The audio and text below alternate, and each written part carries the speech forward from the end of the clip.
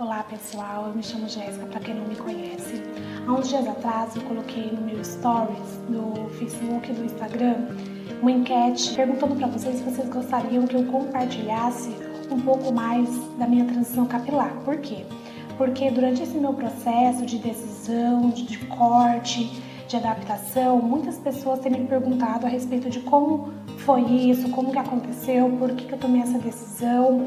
Então eu gostaria de compartilhar com vocês. Lembrando que o meu intuito é fazer com que pessoas sejam motivadas e pessoas que têm buscado voltar à origem do seu cabelo, voltar ao seu cabelo natural, tomem essa iniciativa, tomem essa coragem.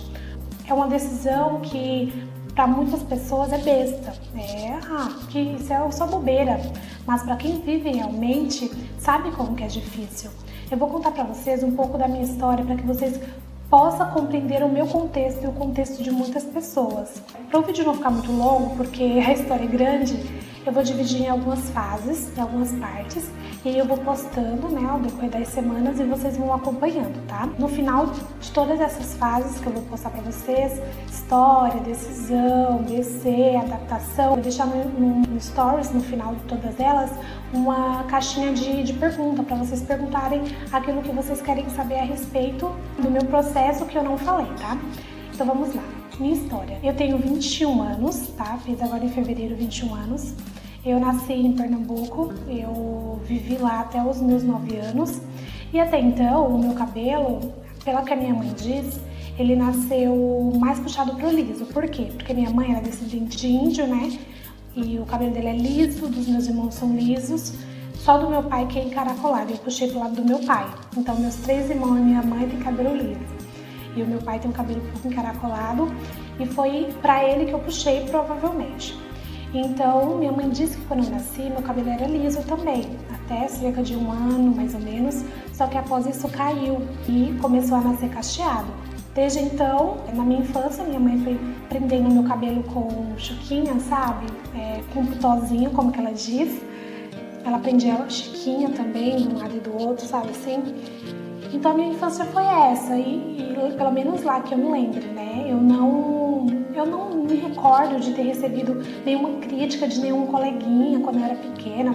Eu não me recordo de ter recebido palavras de ofensa enquanto nova, tá? Desde os meus 9 anos para baixo. Então, a partir dos meus 9 anos, eu vim para São Paulo com a minha família e foi aqui que a minha saga começou. Eu entrei aqui na quarta série, para mim já foi muito difícil, porque eu era diferente da maioria.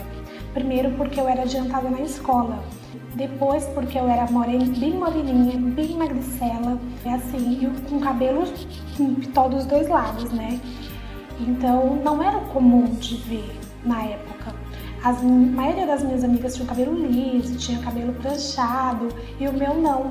E como eu não vivi nessa realidade na minha infância, eu não estava acostumada, E eu lembro que na escola, nos meus 4º ano mais ou menos, os meus amigos, eles me zoavam muito, eles brincavam, eles falavam que eu era feia, que eu era diferentona, que eu era magricela, que meu cabelo era ruim, era de bombril, e o meu cabelo era uma forma deles me ofenderem, deles zoarem comigo.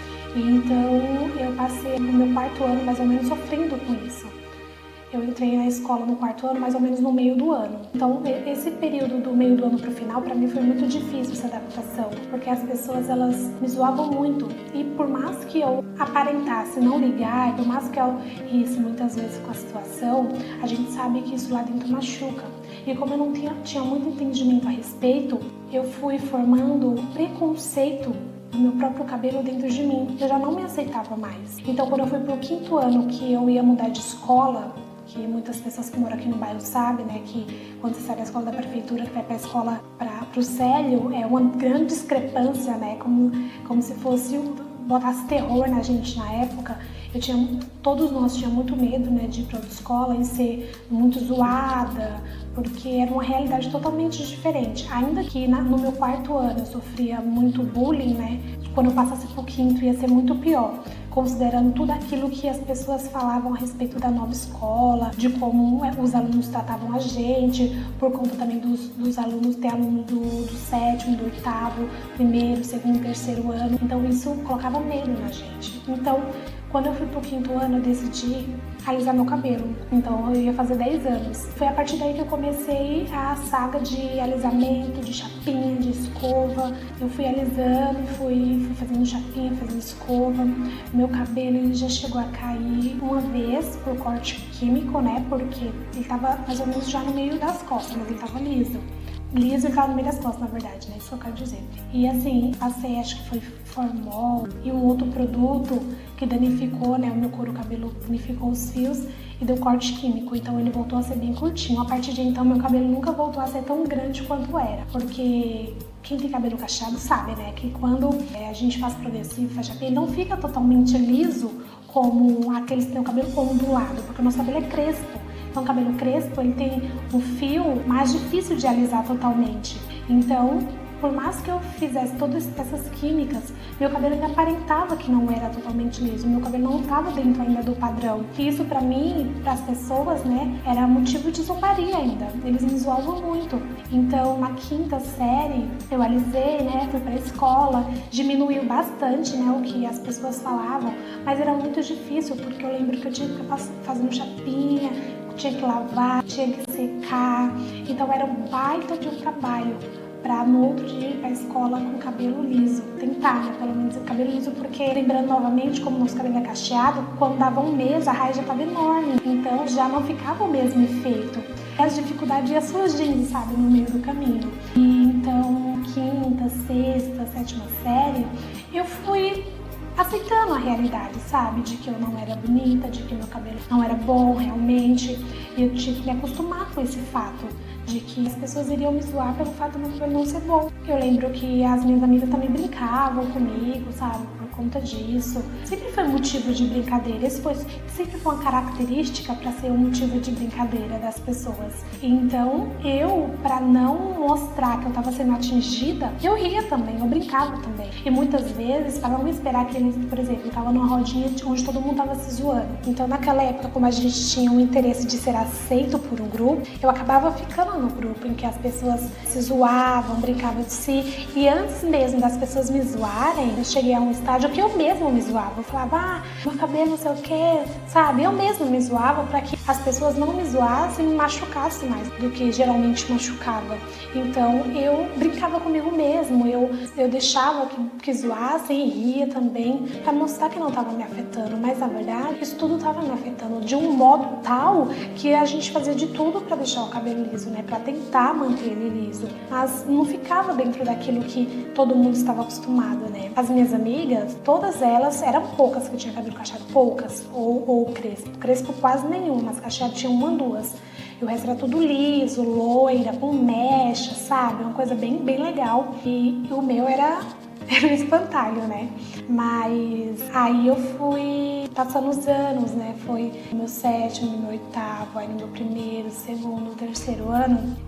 Assim que eu saí da escola, eu já tava um pouco mais madura, já tava com a cabeça um pouco mais formada. Eu já não tava ligando tanto pro que as pessoas estavam falando a respeito do meu cabelo.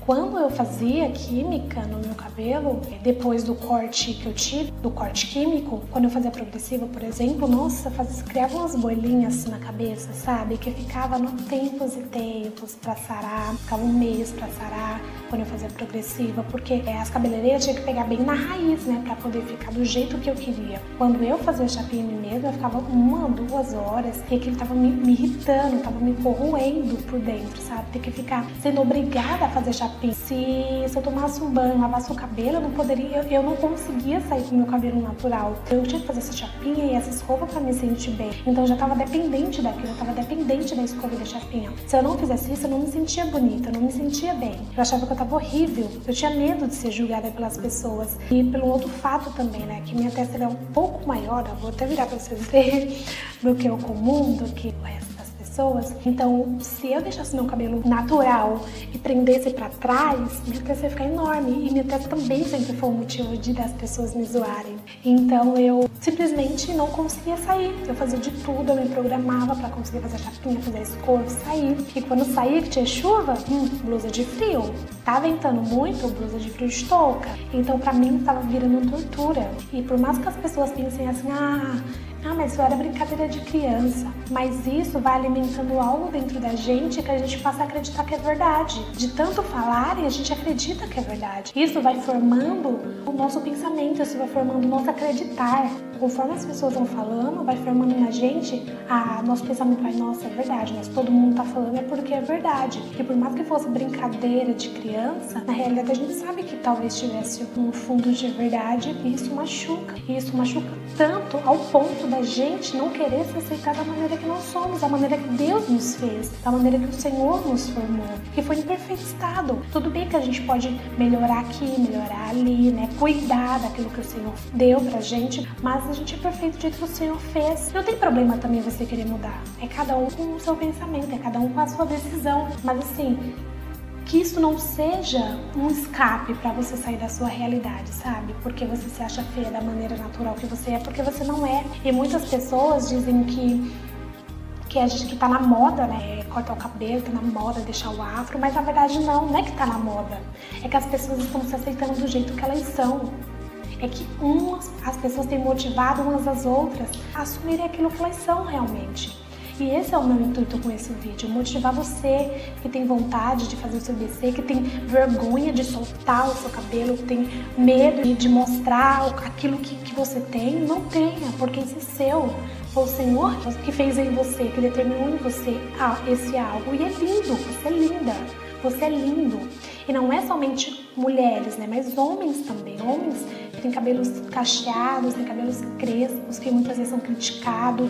Muitas vezes eu já fui chamada de macaca, já fui chamada de preta, sabe? Preta no modo pejorativo, preta no modo ruim, sabe? Não preta, porque eu amo ser preta. Se me chamar de preta, tudo bem. O problema é quando chamam de preta no modo de zombaria, no modo de diminuir, sabe? As pessoas por ser preta, por ser morena. E hoje, nossa, hoje eu tô feliz da vida, eu me sinto linda do jeito que eu sou, eu me sinto, sabe, quando a gente fala que tá no seu auge, eu me sinto ótima do jeito que eu tô, então eu quero te motivar você, que teve uma história assim, falando em relação a cabelo tão difícil, onde você foi zoado, onde você foi diminuído, onde você se sentia mal e não queria demonstrar por medo de te zoarem mais, que você se assuma, não tenha medo disso. Nessa próxima saga eu vou contar a respeito mais da minha decisão e espero que vocês continuem acompanhando para entender onde começou essa minha decisão de realmente tomar a decisão de mudar, tá bom? Beijos e até a próxima!